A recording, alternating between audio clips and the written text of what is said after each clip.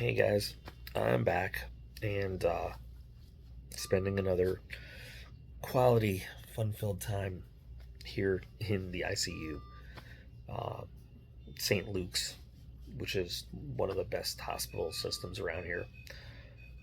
Not the video I had intended to put up today, but um, oh, long story, uh, and it all is an extension of I've always been very open and honest with like the health stuff that gets in the way of me doing the channel and all sorts of other life, and how it's all basically it's all service connected, going back you know 2 decades of wearing uniforms and doing that kind of stuff. Uh, most of a lot of what I have is respiratory related from going way back, burn pits and toxic exposures, depleted uranium dust floating around in the air that I guess nobody considered or they just didn't care about, or and yeah, there's mental health stuff with PTSD and all that, but physically, it's yeah. I have a shoulder that's needed to be put back together, 3 surgeries. So anyway, so today is Wednesday, Tuesday. Is what today? Wednesday? Yeah, today's Wednesday. Tuesday, Monday night. Sorry, I gotta figure this out. Monday night, or Monday afternoon, about 3 or 4 p.m. My chest started hurting. Um, Weird kind of hurting, like from the front straight through the back. A weird kind of hurt that I've never felt before, and so my first response was like, "Oh God, am I dying?" and um, but there wasn't much else to it. I took some Motrin. It sort of went away. Later that night, I don't remember laying down to go to sleep, but I woke up just drenched in sweat, like I was wet. My chest hurt again, but like a breathing kind of hurt. I was dizzy. I was a little confused. I was nauseous. There was a bottle of water on a thing by the bed, like a foot from my head. And I just didn't have the motivation or the energy to get it. I called Aiden in and said, Aiden, is that bottle like right next to my head? Could you bring that to me? It was his idea to use a little electronic blood pressure deal that we had in the house. And I was like, all right. And it was like 80 over 40 something, which, if you don't know, is not good at all. And I said, well, this can't be right. So I turned it off, turned it back on, did it again. And it was the same thing. And I had him bring me new batteries. Because that's not good. The third time, each time took the cuff off, put it back on. Even with new batteries, it was that low. And I said, all right, something is definitely wrong. So I got a ride over to the emergency room. I don't have a good memory of going in. Obviously, I know I went in. I remember I went to the emergency room. I went to the back, but the whole process. Apparently, I was completely white pale. The nurses, as I was getting a little bit better, said, you came in, you had us scared. We were ready to code if we had to. They immediately gave me, they put an IV line in here, they put an IV line in here, and I had a third one in my hand, which they took out because I don't need anymore. Did all sorts of blood tests that things I've never heard of. Immediately started giving me a big bolus of fluid, which means like a whole bunch all at once. 2 1-liter bags, one on each side, and then in one they put an amp of epinephrine, of epi, because what it does is it'll open the airway, but it'll also constrict the vessels, which should artificially pump up the blood pressure a little bit. They gave me 2 injections of steroids into the IV, put me on a very serious nebulizer breathing treatment, like heavy duty, with 100% O2. um, and they've kept me steadily on steroids through the intravenous access since, which is a real double-edged sword if you don't know. And not like weightlifting steroids, obviously, like corticosteroids. Um, they're not great for you, but they do good things for you in the immediate. But then you can't just cut them off. You have to step it down because anyway.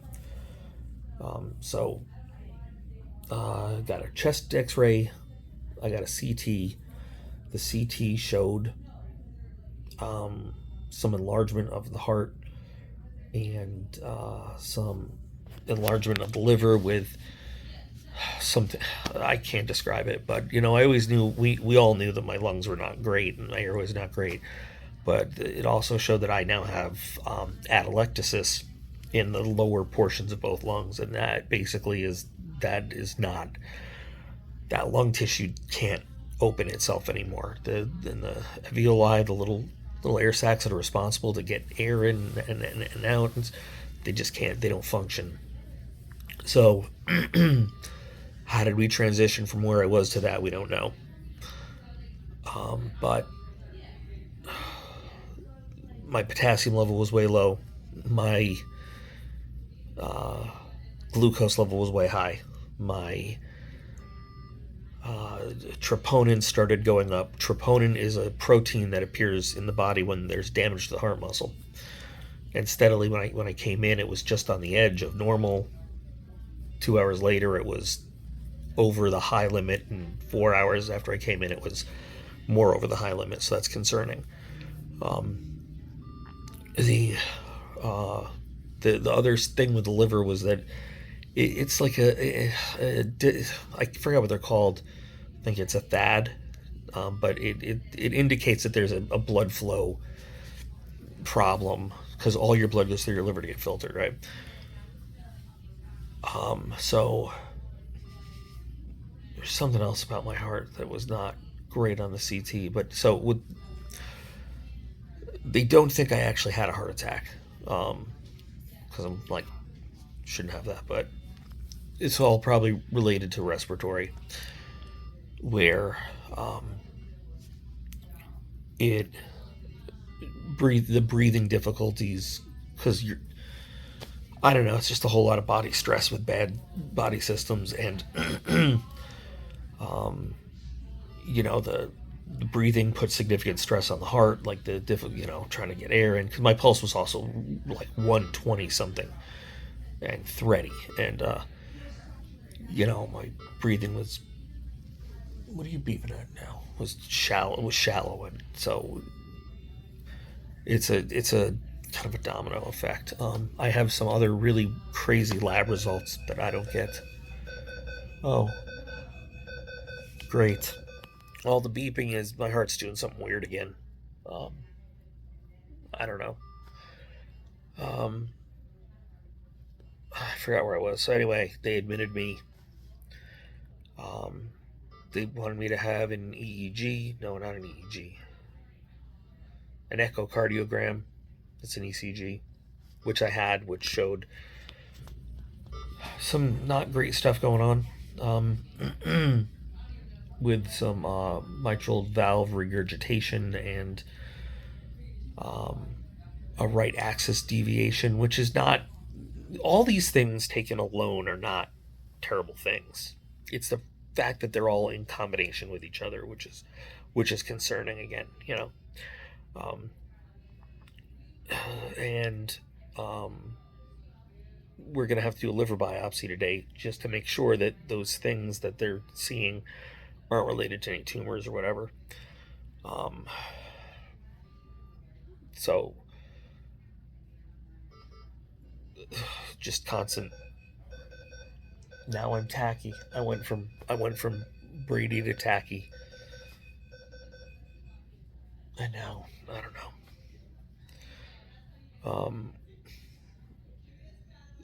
So there's a lot going on, and you know what? It is what it is, and a lot of it might be because we have been under a lot of stress getting this move underway that we're doing. I've been doing a lot of more physical stuff than I have been.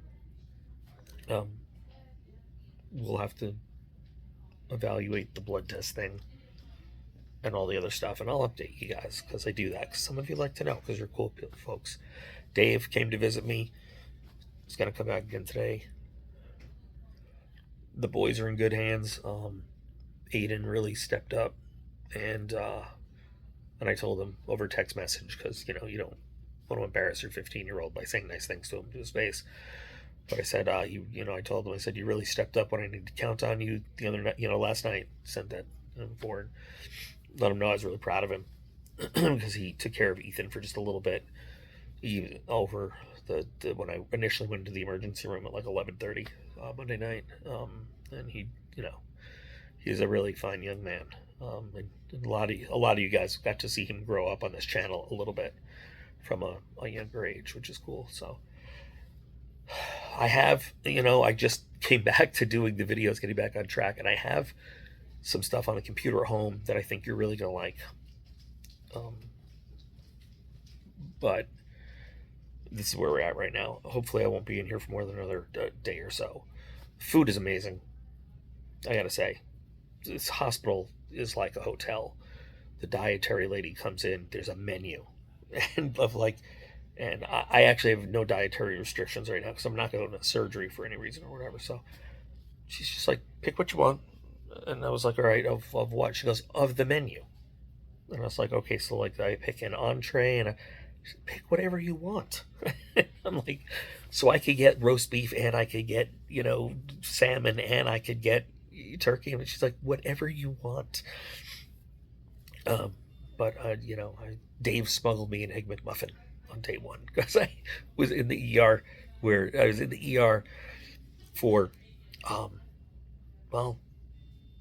I got in, at about 11:30, and they had already decided they were going to move me up to a floor, but they didn't know there was no bed. So I was just sitting in the ER and I was starving. And I finally got up here about 8 o'clock in the morning.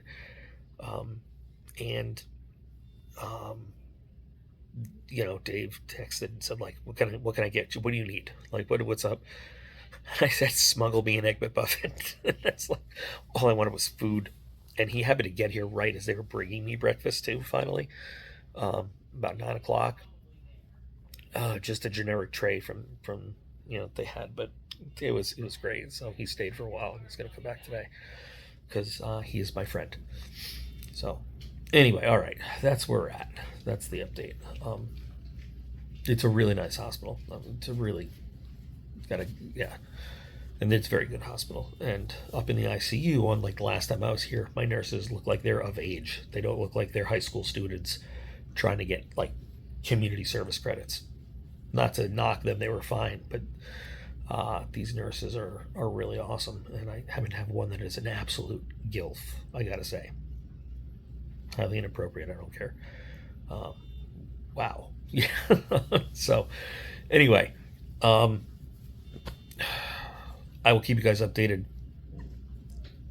I have something recorded on my phone. If I can get a good, decent phone video editor, I'll put that up this week. But I should really be home in another day or so with just some follow-ups and stuff.